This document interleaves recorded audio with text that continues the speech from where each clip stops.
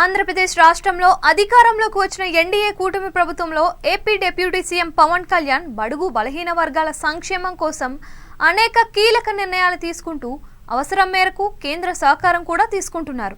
ఇటీవల పవన్ కళ్యాణ్ ఉపాధి హామీ కూలీలకు శుభవార్త చెప్పిన విషయం తెలిసిందే.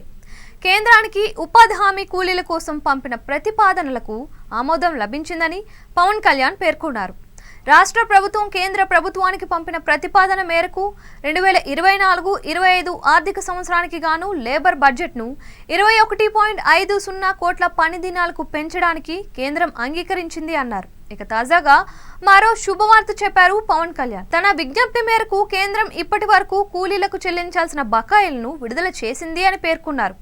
ప్రస్తుత ఆర్థిక సంవత్సరానికి 2024-2025లో మదర్ శాంక్షన్ కింద కేంద్ర గ్రామీణాభివృద్ధి శాఖ ఉపాధి హామీ వేతనాల చెల్లింపుల నిమిత్తం 21.50 కోట్ల పని దినాలకు గాను 5,743.90 కోట్ల రూపాయలను మంజూరు చేసిందని రాష్ట్ర ఉప ముఖ్యమంత్రి పంచాయతీరాజ్ గ్రామీణాభివృద్ధి శాఖ మంత్రి పవన్ కళ్యాణ్ తెలిపారు.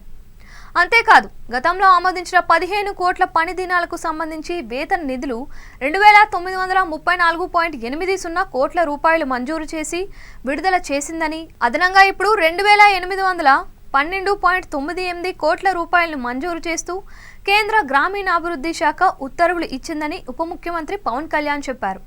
ఇప్పటి వరకు ఈ ఆర్థిక సంవత్సరంలో 2,809.10 కోట్ల రూపాయలు రోజువారీ వేతన ఎఫ్టీఓలను అప్లోడ్ ఆధారంగా నేరుగా వేతనదారుల ఖాతాలకు జమ అయ్యాయి అన్నారు. మిగిలిన మొత్తాలు కూడా ఎలాంటి ఇబ్బంది లేకుండా త్వరలోనే వేతనదారుల ఖాతాలకు జమ అవుతాయని పవన్ కళ్యాణ్ తెలిపారు.